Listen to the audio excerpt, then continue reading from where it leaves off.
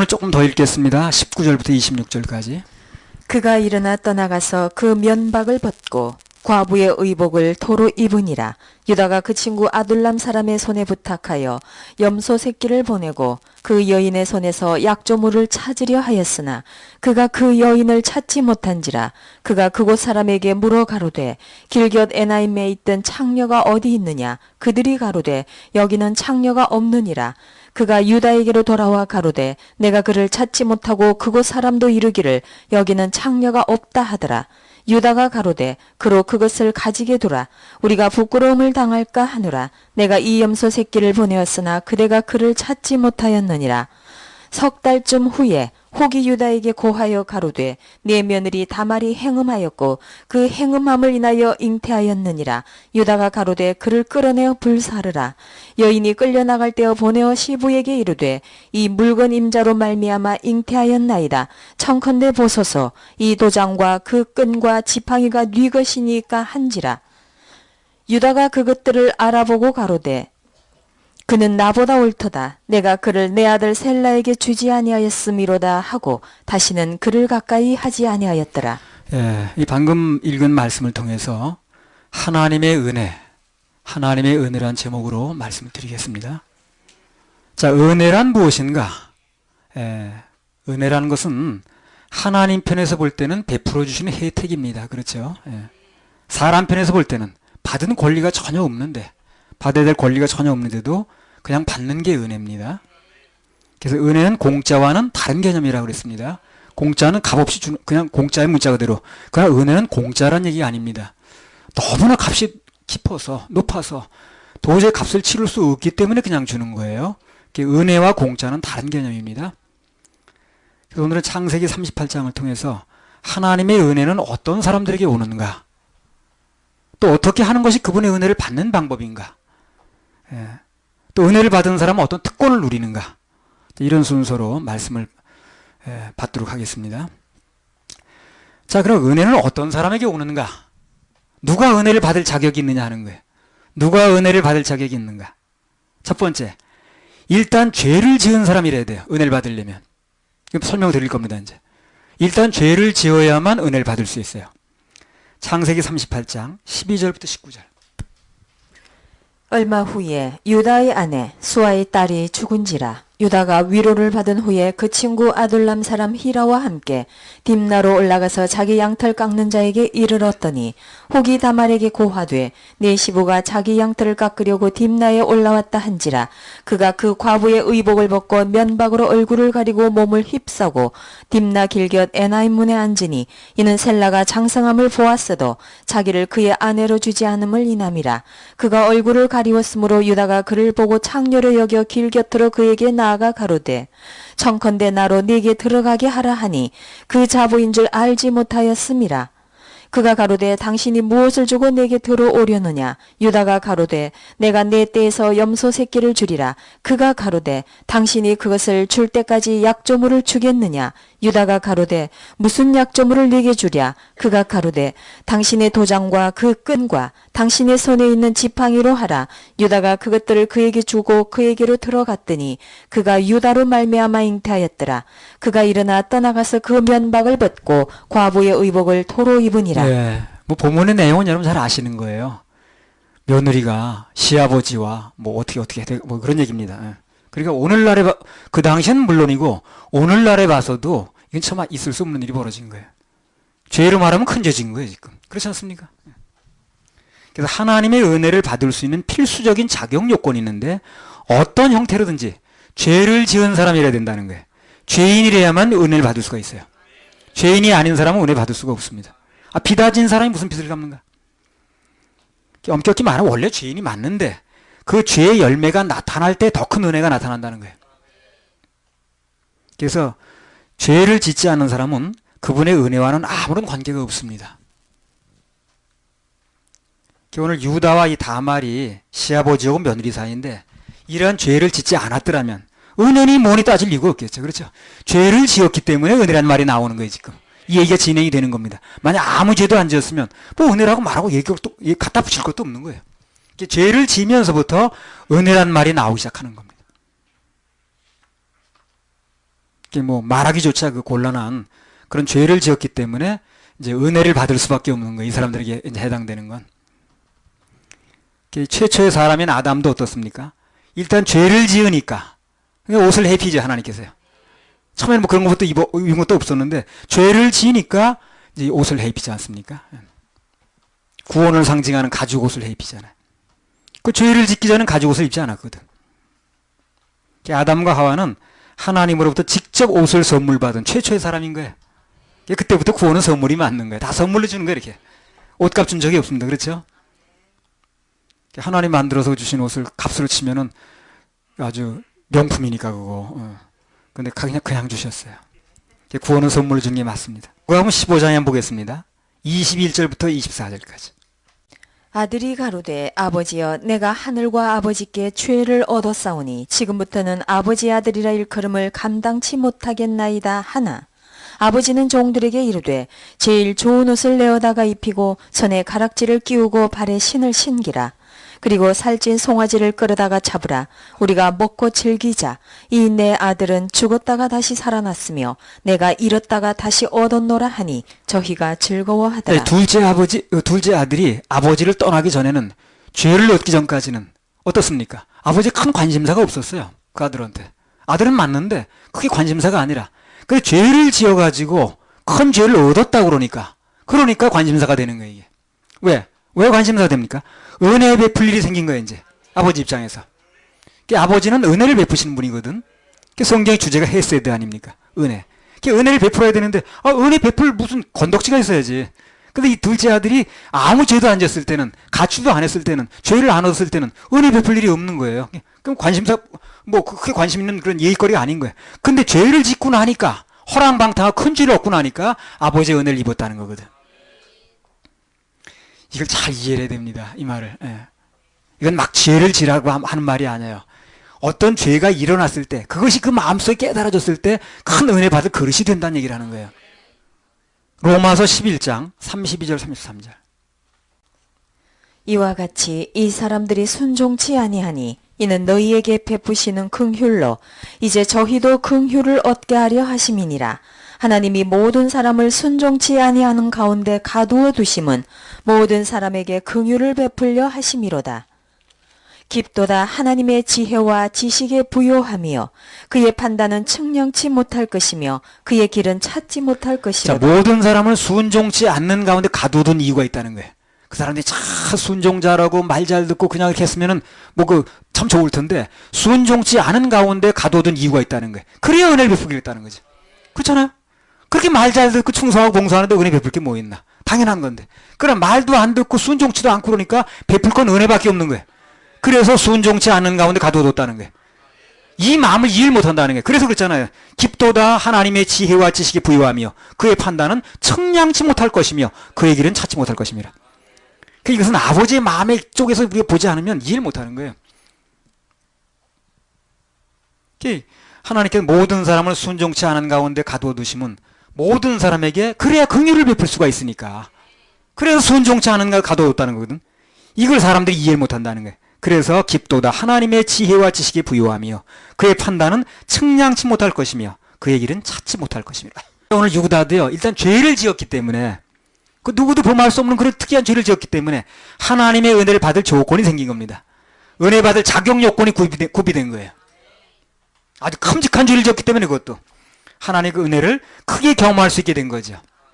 이건 참 은혜를 모르면은요 이건 이해할 수가 없어요. 이런 말은요 억지 같은 말처럼 들리는 거예요. 저 굉장히 억지 같다. 억지가 아니라 그래요. 아버지의 마음 편에서 보면 그런 거예요. 그러니까 말 잘 듣고 그렇게 한 번도 소원에 안 끼친 맏아들은 칭찬할 게 없는 거예요.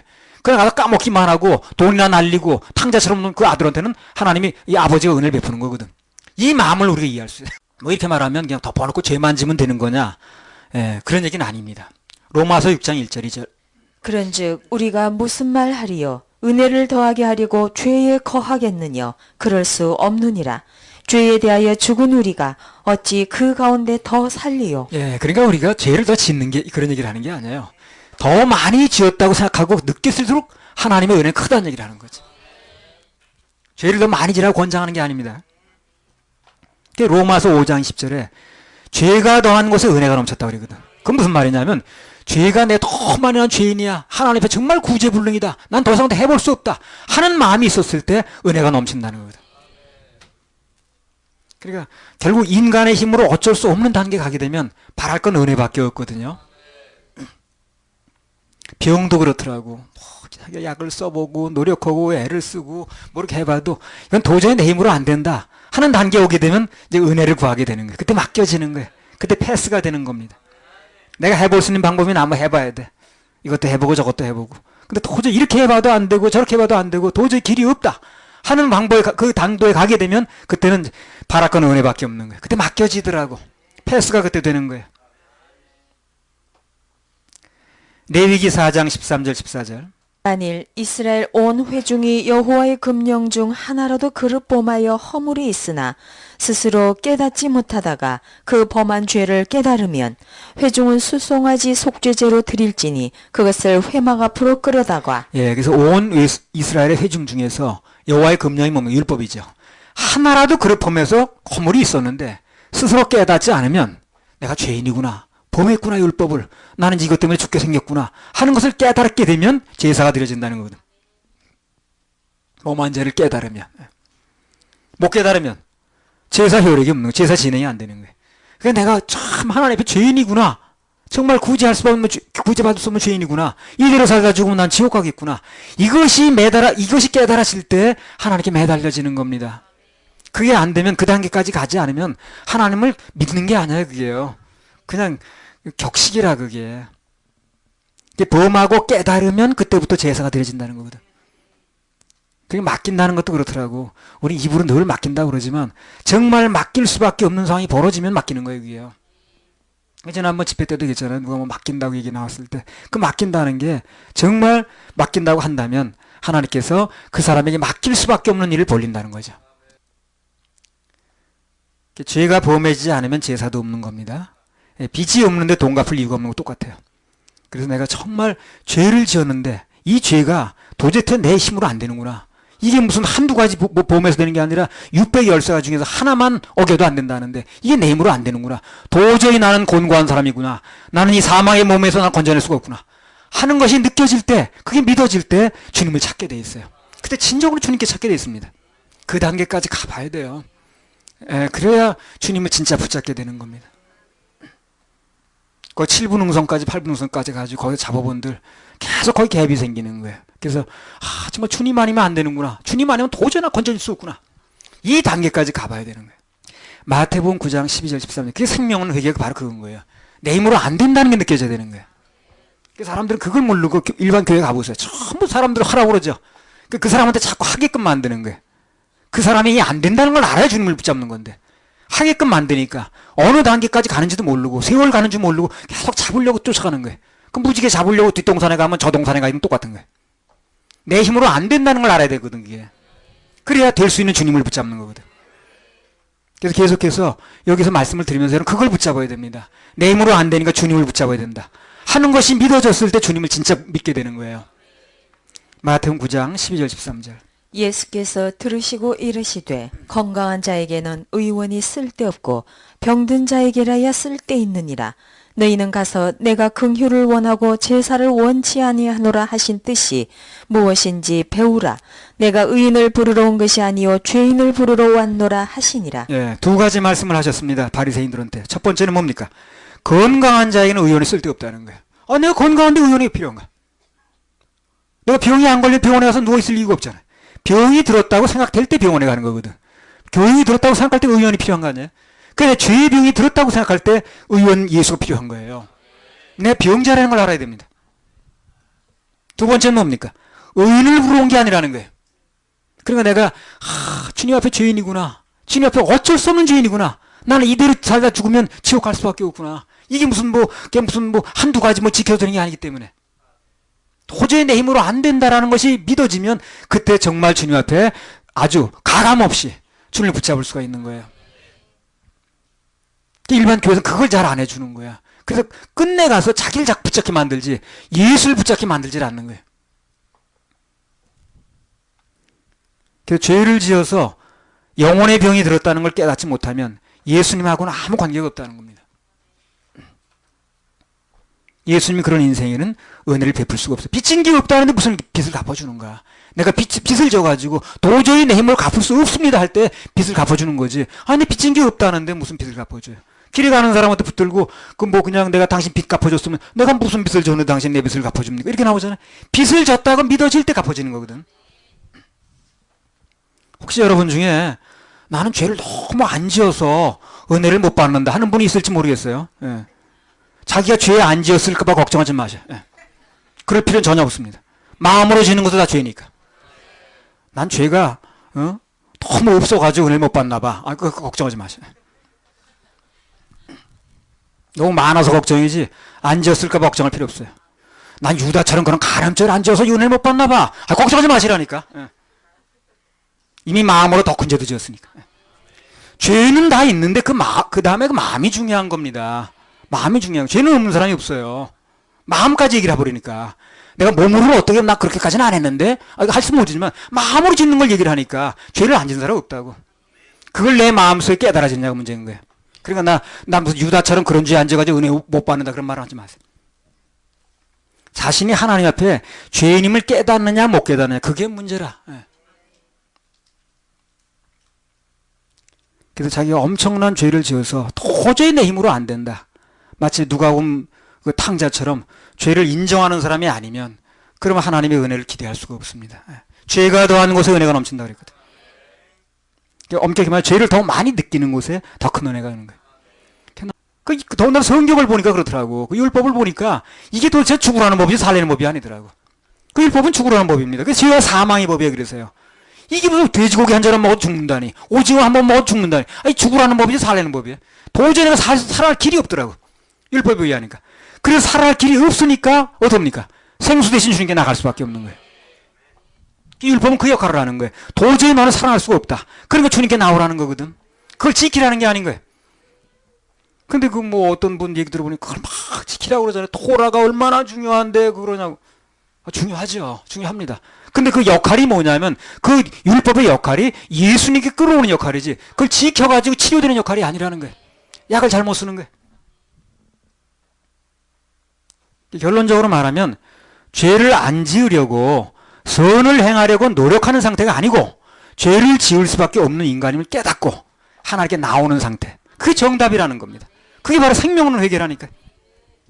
그것만 되어지면요 문제될 게 없어요. 다 그 단계까지 가는데 어떤 사람 10년이 걸리고 어떤 사람 20년이 걸리고 어떤 사람 죽기 직전에 깨닫는 거 어떤 사람 죽을 때까지 못 깨닫는 거예요. 그 문제입니다. 바로 내 힘으로 안 된다는 거. 그래 나는 정말 내 힘으로 이 죄를 없앨 수 없다는 거. 손가락 갖다 못하는 거. 머리카락 크게 희고 검게 못한다는 거. 그래 예수가 아니면 안 된다는 이 결론이 빨리 나와야 되는 거예요.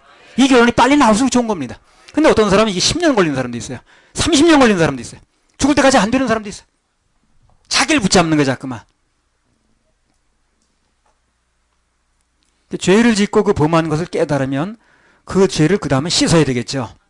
하나님의 은혜를 받아야 되는데 어떤 것이 은혜를 제대로 받는 방법인가 하는 얘기가 이제 여기 또 나오거든요.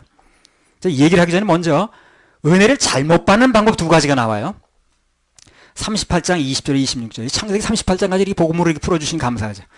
창세기 38장 20절에서 26절. 유다가 그 친구 아둘람 사람의 손에 부탁하여 염소 새끼를 보내고 그 여인의 손에서 약조물을 찾으려 하였으나 그가 그 여인을 찾지 못한지라. 그가 그곳 사람에게 물어 가로되 길곁 에나임에 있던 창녀가 어디 있느냐. 그들이 가로되 여기는 창녀가 없느니라. 그가 유다에게로 돌아와 가로되 내가 그를 찾지 못하고 그곳 사람도 이르기를 여기는 창녀가 없다 하더라. 유다가 가로되 그로 그것을 가지게 두라. 우리가 부끄러움을 당할까 하노라. 내가 이 염소 새끼를 보내었으나 그대가 그를 찾지 못하였느니라. 석 달쯤 후에 혹이 유다에게 고하여 가로되 내 며느리 다말이 행음하였고 그 행음함을 인하여 잉태하였느니라. 유다가 가로되 그를 끌어내어 불사르라. 여인이 끌려나갈 때여 보내어 시부에게 이르되 이 물건 임자로 말미암아 잉태하였나이다. 청컨대 보소서. 이 도장과 그 끈과 지팡이가 네 것이니까 한지라. 유다가 그것들을 알아보고 가로되 그는 나보다 옳도다. 내가 그를 내 아들 셀라에게 주지 아니하였음이로다 하고 다시는 그를 가까이 하지 아니하였더라. 예. 이게 사람들이 죄를 졌다 이 말이죠. 그 죄를 씻으려고 죄를 없애려고 하는 방법이 이제 나오는 거예요 지금. 20절만 한번 다시 읽어보세요. 유다가 무슨 방법으로 이걸 없애려고 하는가? 자기 지어놓은 죄를. 유다가 그 친구 아둘람 사람의 손에 부탁하여 염소 새끼를 보내고 그 여인의 손에서 약조물을 찾으려 하였으나 그가 그 여인을 찾지 못한지라. 자, 어떻게 하려는 게 유다가? 자기가 저질러놓은 일에 대해서 스스로 값을 치려고 하는 거예요. 값을 내보내려고. 그렇죠? 값을 치려고 하는 거죠, 지금. 그 친구를 보내가지고 값을 주려고 그러는 거 아니야. 내가 저질러놓은 일에 대해서 내가 값을 치르겠다냐고 나오는 거예요. 근데 그 값을 치를 수가 없었습니다. 왜 없었습니까? 없어져 버렸어, 그 여자가. 값을 치르, 그러면 안 되는 거 아닌가, 그 사람은. 값을 치르려고 했으니까 갔는데 그 여자가 없어져 버린 거예요. 원래 창녀도 아니고 여자는. 그러니까 값을 치를 수 없잖아. 그러면 그런 식으로 값을 치른다 그러면 값을 치를 길이 없어지는 거죠. 그럼 안 되는 거예요, 그래서요. 그거 안 되는 거예요. 그러니까 사람들이 대부분 이렇게 하는 거예요. 죄를 일단 짓게 되면 오늘 유다처럼 스스로 값을 한번 치러보려고 하는 거예요. 스스로 애를 쓰는 거예요. 인간 스스로 죄값을 만회해보려고 하는 노력에서 종교라는 게 나옵니다. 거기서 종교가 거기서 나오는 거예요. 모든 종교는 공통점이 그거예요. 내가 이미 죄를 저질러 놓은 거에 대해서 한번 씻어보겠다는 거예요. 그래가지고 뭐 자기가 믿는 종교가 어디가 뭐가 됐든 간에 입산수도 하든가 뭘 두들기고 앉았든가 자기가 뭘 해가지고 뭐 생사를 먹든가 무슨 뭐 잠을 안 자든가 하여튼 무슨 방법을 동원해가지고 내가 지은 죄를 한번 씻어보겠다는 거거든, 스스로. 근데 그게 안 된다는 거예요. 종교는 그겁니다. 내가 지은 죄를 한번 스스로 씻겠다는 데서 종교가 나오는 거예요. 여타 종교에서 여타 종교도 다 물질도 내고요. 무슨 시주라고 그러든가 무슨 하여튼 물질 냅니다. 그리고 헌신도 하고 봉사도 다 합니다. 그리고 자원봉사도 하고 그러더라고요. 어디선가는 그냥 부인네들이 일부러 시간 내가지고 와가지고 국수 삶아 내고 그러더라고요. 다 봉사죠. 그게 다 뭐냐면 내가 지옥 갈 죄를 다 용서받았어. 너무너무 감사해. 그래 가서 하는 봉사가 아니라는 거예요, 종교는요. 전혀 그렇지 않습니다. 종교에서 하는 봉사는 내가 그래서 큰 은혜를 받았어. 내가 이렇게 모든 지옥 갈 억만 죄를 용서받았어. 너 정말 감사해. 그래 가서 하는 봉사가 아니라는 거예요. 그 반대입니다. 이렇게 하면 내가 좀 지은 죄가 조금 만회되지 않겠어? 좀 없어지지 않겠어? 이 생각에서 하는 거예요. 그러니까 그게 이제 종교예요, 그게. 우리는 어떻습니까? 이미 받았으니까 너무 감사해서 참 감사해서 그래서 하나님께 뭐라도 좀 내가 감사의 표시를 해야 될 거 아닌가. 그래서 예물을 드리는 거고 그 몸드리고 싶어서 와서 예배 드리고 말씀 듣고 그러는 거 아니에요? 정반대죠. 종교와 신앙은 양립이 안 되는 거예요. 그래서 정반대입니다. 아스팔트하고 흙하고 똑같아요. 아스팔트하고 흙하고 섞이지 않지. 물과 기름이 섞이지 않죠. 근데 지금 섞어보겠다고 그러잖아요. 종교끼리 모여가지고 한번 섞어. 그건 종교끼리가 뭉쳐질는지 모르겠어요. 생명하고 이 종교가 뭉치지 않습니다. 정반대니까. 그들이 종교라면 우리가 종교가 아니고 내가 종교라면 그들이 종교가 아닌 거예요. 같지 않다 이 말이에요. 어떻게든 지은 죄를 만회해 보려고 그 종교 감정에서 봉사도 하고 헌신도 하고 저거 이제 그 마음속 깊은 곳에 뭐가 있냐면 내가 지은 죄를 이렇게 해서 조금 만회해 보겠다는 거거든. 그게 종교 감정이라. 전혀 1mm도 안 없어집니다. 그거. 내 마음에 어떤 위로만 될 뿐이지 죄는 1cm도 안 없어져요. 1g도 안 없어집니다. 죄는 죽어야 없어지는 거예요.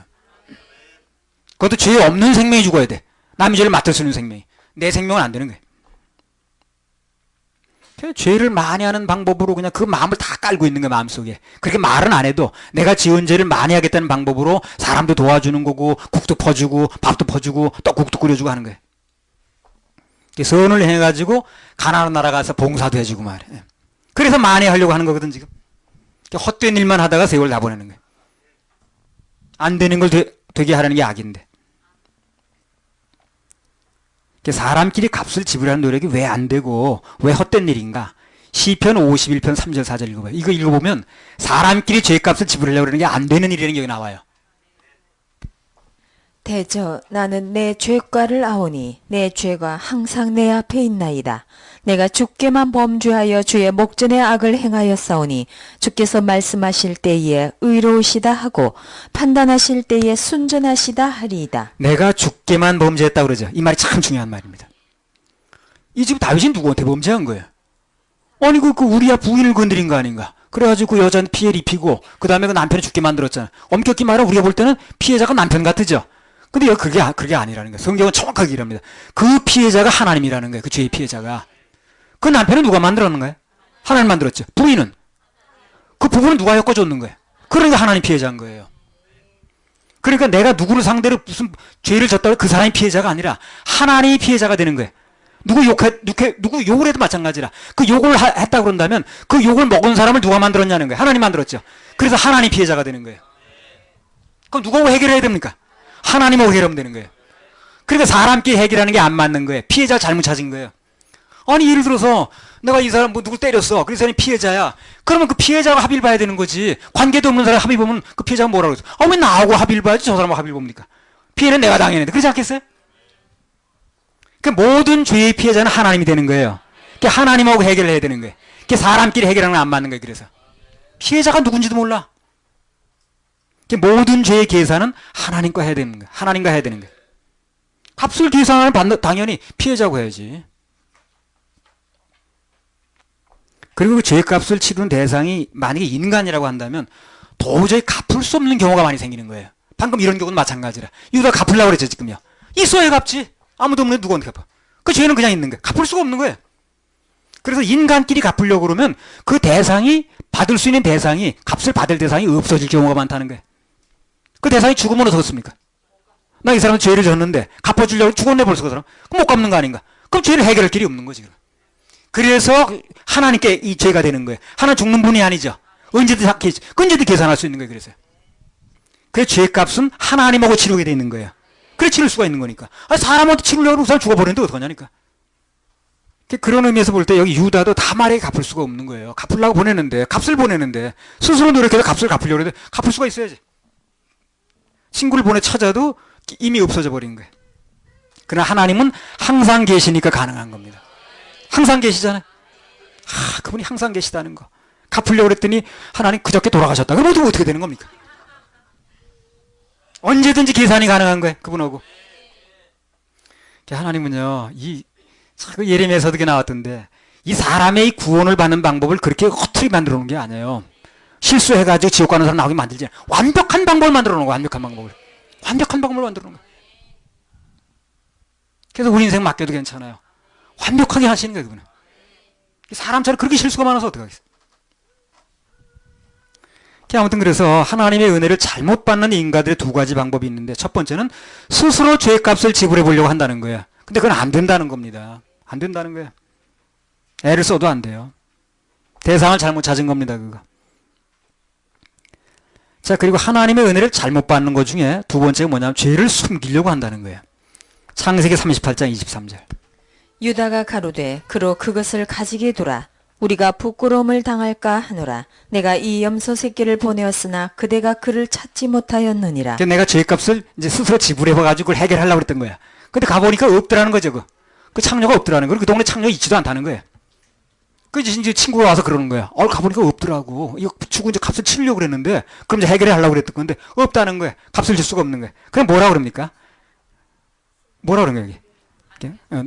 내버려 둬, 그냥. 넘어가, 그냥. 어물쩍 덮어놓으려고 그러는 거지. 숨기려고 그러는 거지. 뭐 떠벌릴 것도 없고, 이제. 뭐 없다니까. 그럼 그 죄가 숨겨졌습니까? 아닙니다. 며느리 배가 불러오는데 어디 숨겨요, 그거요? 숨길 수가 없는 거예요. 자기 숨기겠다고 한 건데, 넘어가자고 한 건데, 숨길 수가 없는 거예요. 어디선가 죄 씨앗들이 나오는 거예요, 지금 씨앗들이. 손바닥으로 해를 가리는 거지. 오늘 많은 사람들이 자기 죄를 숨기려고 그래요. 마음판에 넣고, 근데 나만 말 안 하면 되는 거지, 뭘 그래. 숨겨지는 게 아닙니다. 나중에 보면요, 숨길 수 없다는 사실이 나와요. 로마서 14장 11절 12절. 그러면 지금 해결해야 됩니다. 이게 숨겨서 되는 게 아닌 거예요. 근데 많은 사람들이 이게 해결이 안 되는데 내버려 두는 거예요, 그냥. 로마서 14장 11절 12절. 기록되었으되 주께서 가라사대 내가 살았노니 모든 무릎이 내게 꿇을 것이요 모든 혀가 하나님께 자백하리라 하였느니라. 이러므로 우리 각인이 자기 일을 하나님께 직고하리라. 나중에는요, 스스로 직고합니다. 하나님 앞에 가면은요, 무슨 그랬어 안 그랬어, 네 죄를 네가 알렸다, 그럴 필요도 없어요. 그냥 직고를 하는 거예요. 저절로 나오게 돼 있어요. 그러니까 하나님 앞에 가게 되면, 그 심판대 앞에 가게 되면 저절로 막 나옵니다. 저절로. 숨겨둘 수가 없어요. 녹음 테이프 돌리면 그냥 나오는 거 아니야, 그거? 그 시기라. 그냥 나오는 거예요. 그리고 지금 해결하는 게 중요한 거지, 숨겨서 되는 게 아니라니까. 베드로전서 4장 5절. 저희가 산자와 죽은 자 심판하기를 예비하신 자에게 직고하리라. 그래요. 산자와 죽은 자를 심판하기를 예비한 자에게 자기 지은 죄에 다 직고를 한다는 거예요. 그러니까 그때는 뭐 다 내가 그냥 이랬습니다. 저래서 내가 이런 마음이 이런 그냥 술술 나오는 거예요. 그냥. 그러니까 어차피 들어갈 거니까 이 땅에서 기회가 있을 때, 기회를 주어졌을 때 해결받아야 된다는 겁니다. 이게 교회가 할 일인 거예요. 쓸데없는 얘기만 할 게 아니라. 잠언 28장 13절. 자기의 죄를 숨기는 자는 형통치 못하나 죄를 자복하고 버리는 자는 불쌍히 여김을 받으리라. 하나님 앞에서 죄인을 인정만 하면 그러면 불쌍히 여김을 받고 은혜를 받고 해결 방법이 나옵니다. 그분은 해결 방법 가지고 있으니까. 그리고 이미 해결 방법이 나온 거예요 지금. 자, 유다는 그렇게 숨겨보려고 그러고 자기 스스로 하려고 그러고 둘 다 안 됐죠. 그죠? 숨겨지지도 않았고 자기 스스로 노력해서 해결되지도 않았습니다. 이 다말은 어떻게 해결하는 거 보세요. 이걸 우리가 이제 보려고 그러는 거예요. 이 죄를 다말이 어떻게 해결하는가. 창세기 38장 24절에 26절. 석 달쯤 후에 혹이 유다에게 고하여 가로되 내 며느리 다말이 행음하였고 그 행음함을 인하여 잉태하였느니라. 유다가 가로되 그를 끌어내어 불사르라. 여인이 끌려나갈 때어 보내어 시부에게 이르되 이 물건 임자로 말미암아 잉태하였나이다. 청컨대 보소서. 이 도장과 그 끈과 쥐팡이가 네 것이니까 한지라. 유다가 그것들을 알아보고 가로되 그는 나보다 옳도다. 내가 그를 내 아들 셀라에게 주지 아니하였음이로다 하고 다시는 그를 가까이 하지 아니하였더라. 예, 다말이 이 죄를 숨기려는 수단으로 뭘 합니까? 아무것도 한 게 없습니다. 숨길 수가 없어요. 배가 불러오는데 숨기겠어요. 어떻게. 노력한 것도 없어요. 뭐 쫓아다니면서 무슨 수습하려고 한 것도 없고 무슨 뭐 숨기려고 애쓴 것도 없고 그냥 가만히 있는 거예요. 뭐만 가지고 있는 거예요. 오로지. 도장과 끈과 지팡이만 가지고 있는 거예요. 예. 딱 하나 쥐고 있는 거예요. 그거 외에는 아무것도 노력한 게 없어요. 그거 하나 다 받아쥐고 있는 거예요. 그리고 무슨 그 죄를 수습하려고 뭐 메꾸려고 무슨 만회하려고 값을 치르려고 한 적이 없어요. 그거 하나 붙들고 있는 거예요. 지금. 근데 그 도장과 끈과 지팡이만 가지고 있던 다말이 결국은 구원을 받더라는 겁니다. 예. 받더라는 거예요. 죽을 뻔했는데 살 뻔하다로 바뀌는 거예요. 이 도장과 끈 그리고 지팡이 이런 게 다 약속의 보장을 의미하는 물건들이거든요. 지팡이는요 우리가 의지할 말씀을 모형합니다. 그리고 주로 언급된 도장은 뭘 의미하냐면요. 에베소 1장 13절 14절입니다. 보세요. 그 안에서 너희도 진리의 말씀 곧 너희의 구원의 복음을 듣고 그 안에서 또한 믿어 약속의 성령으로 인치심을 받으니 구원의 복음을 듣고 믿으면 약속의 성령으로 인침을 받는 거예요. 이 도장입니다. 또 읽어보세요. 14절. 이는 우리의 기업의 보증이 되사 그 얻으신 것을 구속하시고 그의 영광을 찬미하게 하려 보증이 하시니. 뭡니까 그러면? 보증이. 도장이에요. 도장. 그게 보증인 거예요. 성령이 우리에게 도장을 찍어주셨는데 구원받는 순간 그게 보증인 거예요. 그거 하나 붙들고 있으면 되는 거예요. 보증서 하나 붙들고 있으면 되는 거예요. 그러면 자기가 애쓸 필요도 없고 쫓아다닐 필요도 없고 뭐 숨기려고 그냥 막 덮을 필요도 없는 거예요. 그냥 그거 하나 붙들고 있으면 되는 거예요. 숨길 수 없고 또. 다말이 그거 하나 붙들고 있는 거예요 지금. 유다는 그걸 그냥 뭐 값을 치르려고 안 되니까 그냥 막 그 뭐 묻어보려고 애를 쓰는데 이 다만 가만히 있는 거예요 지금. 근데 그거 하나 붙들고 있으니까 되는 거예요. 다 통하는 거예요 그 다음에. 도장에 성령의 인을 말하거든. 우리가 구원받을 때 성령께서 인을 치시는데 내 거라고 당신 거라고 그것만 받아가지고 있으면 우리의 구원은 아주 안전한 겁니다. 그거 하나 붙들고 있으면 되는 거예요. 그걸 받아느냐가 중요한 거지. 그건 받았으면 그거 하나 붙들고 있으면 되는 거예요. 다른 조건이 아무것도 필요 없습니다. 말씀에 지팡이만 붙들고 있으면 되는 거예요. 말씀이 그렇다 그러면 그거 믿고 있으면 되는 거예요. 에베소 2장 8절 9절에 구원의 선물이라고 했으면 그 선물 받아가지고 있으면 되는 거예요. 심판이 이르지 않은 날로서 심판이 이르지 않은 걸 믿고 있으면 되는 거라. 그거 의지하고 있으면 지팡이가 의지하는 거죠. 그럼 말씀 붙들고 있으면 되는 거예요. 지팡이가 의지하는 거 맞죠? 말씀 의지하고 있으면 되는 거예요. 그래서요. 유다처럼 자기가 지은 죄를 뭐 그냥 가려보려고 애쓰고 노력할 필요가 전혀 없다는 겁니다. 해봐도 안 되는 거고 그거는. 오늘 다말이 보니까 몸은 점점 배는 불러오죠. 전혀 자기 죄를 숨길 방법이 없는 거예요 이제. 근데 그거 이제 그 다말이 굳게 잡고 있었던 게 뭐냐면 약속의 인. 그거 하나 붙들고 있는 거예요. 그게 최후에 그를 건져주더라는 거예요. 구해주더라는 겁니다. 자, 여호수아 2장 17절에 21절. 여호수아 2장 17절에 21절. 구원받는 다 이런 맥락입니다. 시대를 막론하고 어떤 사람이든지 남녀노소를 막론하고 구원받는 사람은 다 증표를 가지고 있는 거예요. 똑같습니다. 두 사람이 그에게 이르되 내가 우리로 서약해 한 이 맹세에 대하여 우리가 허물이 없게 하리니 우리가 이 땅에 들어올 때에 우리를 달아 내려온 창에 이 붉은 줄을 매고 내 부모와 형제와 내 아비의 가족을 다 내 집에 모으라. 누구든지 내 집 문을 나서 거리로 가면 그 피가 그의 머리로 돌아갈 것이요 우리는 허물이 없으리라. 그러나 누구든지 너와 함께 집에 있는 자에게 누가 손을 대면 그 피는 우리의 머리로 돌아오려니와 내가 우리의 이 일을 누설하면 내가 우리로 서약해 한 맹세에 대하여 우리에게 허물이 없으리라. 라합이 가로되 너희의 말대로 할 것이라 하고 그들을 보내어 가게 하고 붉은 줄을 창문에 매니라. 그래요. 그래서 이 멸망하지 않는 조건으로 붉은 줄을 매가지고 창문에 매달라고 그랬거든. 그것만 매달아 놓으면 그 안에는 뭘 하고 있는지, 그 과거의 전력이 뭔지, 그 여자 뭘 하고 살았는지 아무 관계가 없습니다. 그거 하나 붙들고 있으면 되는 거예요. 그것만 보면 그 여자는 구원이 되는 거예요. 가족이. 똑같습니다. 어디나 똑같은 거예요. 그 정표 하나 가지고도 다말이나 줄 하나 매달아 놓고 그거 기다리고 있는 라합이나 똑같죠? 원리가 똑같은 겁니다. 이 붉은 줄만 매놓으면 그 후로는 밖에서 무슨 일이 벌어지는지, 안에서 뭘 하고 있는지, 그 여자 과거에 뭘 하고 살았는지, 무슨 죄를 지었는지 관계가 없는 거예요. 그거 묻는 게 아니라 붉은 줄을 매달아내 그만 보는 거예요. 그래서 사람들이 그 붉은 줄을 매달아내 거기에 중점을 두지 않고 그 사람이 뭘 했느냐에 자꾸 중점을 두는 거예요. 죄가 중요한, 하나님이 죄의 열매에 관계가 없다는데.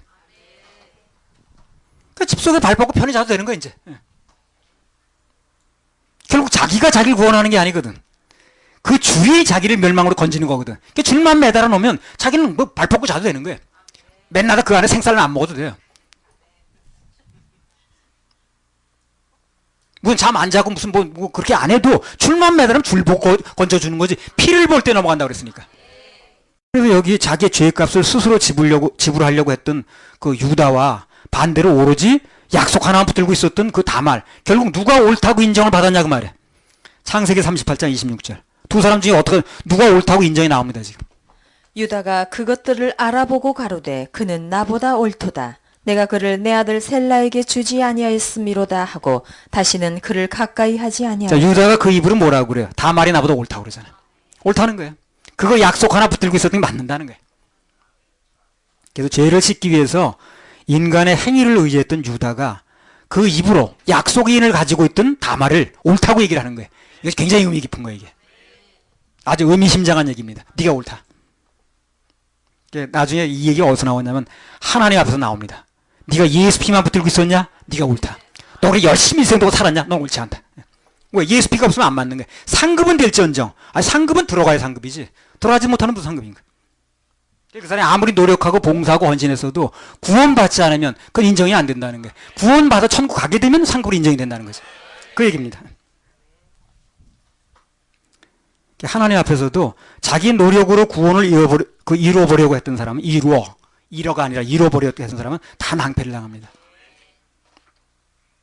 그러나 오직 성령의 인 하나만 가지고 있던 사람은 이 세상에는 참 답답해 보이고 저 사람이 뭐 좀 하지 왜 가만히 있는 거야 저렇게 그래 보일지 모르지만 그러나 그거 하나 붙들고 있던 사람은 나중에 다 통하는 거예요. 다 통하는 거예요. 하나님 앞에서 옳다고 인정받는 날이 오는 겁니다. 자, 창세기 38장 13절에 16절. 혹이 다말에게 고하되 내 시부가 자기 양털을 깎으려고 딥나에 올라왔다 한지라 그가 그 과부의 의복을 벗고 면박으로 얼굴을 가리고 몸을 휩싸고 딥나 길곁 에나임 문에 앉으니 이는 셀라가 장성함을 보았어도 자기를 그의 아내로 주지 않음을 인함이라. 그가 얼굴을 가리웠으므로 유다가 그를 보고 창녀로 여겨 길곁으로 그에게 나아가 가로되 청컨대 나로 내게 들어가게 하라 하니 그 자부인 줄 알지 못하였음이라. 그가 가로되 당신이 무엇을 주고 내게 들어오려느냐. 자, 굳이 얘기를 한다면 누구 죄가 더 큽니까 지금? 다말의 죄가 커요? 유다의 죄가 커요? 다말의 죄 크죠. 유다는 몰랐다고 그랬죠. 상대가 누군지 모르는 거예요. 그냥 창녀인 줄 알았어요. 돈 주고 무슨 자기는 그렇게 하면 되는 줄 알았어요. 근데 이 다말은 정확하게 알았죠. 누가 상대가. 시아버지라는 거. 굳이 죄를 말할 것 같으면 다말이 크다는 거예요. 유다는 상대가 자부인 줄 모르고 죄를 지은 거지만 다말은 상대가 누군가를 분명히 알고 의도적으로 한 거니까. 한 사람은 고의죄고 한 사람은 뭐 과실이라고 그럴까요? 예. 근데 나중에 계산할 때는 누구 죄가 더 크냐 묻지 않더라는 거예요, 그게. 그걸 얘기를 하는 거예요. 그러니까 누구 죄가 더 크다고 우리는 뭐 인식할 수 있지만 아무리 봐도 그 알고 한 사람이 더 크지 고의죄가 크지 과실이 크겠어 하는지 모르지만 하나님 앞에서는 누구 죄가 크느냐가 묻지 않는 거예요. 약속의 인을 가지고 있느냐만 중요한 거지 누구 죄가 크느냐는 묻지 않는다는 거예요. 그러니까 대죄 소죄 죄의 경중이 필요 없는 거예요. 그래서 나중에 결정적으로 계산할 때는 누구 죄가 더 큰 거야? 그 사람 일부러 그런 거야? 더 커? 이 사람은 뭘로 그런 거야? 작어? 이게 아니라는 거예요. 그건 관계가 없어요. 죄의 경중은 문제가 되지 않습니다. 오직 문제는 약속의 인을 가지고 있느냐 그 여부만 핵심 사항이 되는 거라. 성령의 인을 받는 것이나 구원받는 것이나 영접하는 것이나 하나님 자녀 되는 거나 다 똑같은 얘기입니다. 똑같은 얘기예요. 전부 동시에 이루어지는 사건이라. 나중을 생각해서 이 성령의 인을 미리 받아놓는 건 마치 차표를 예매하는 것 똑같아요.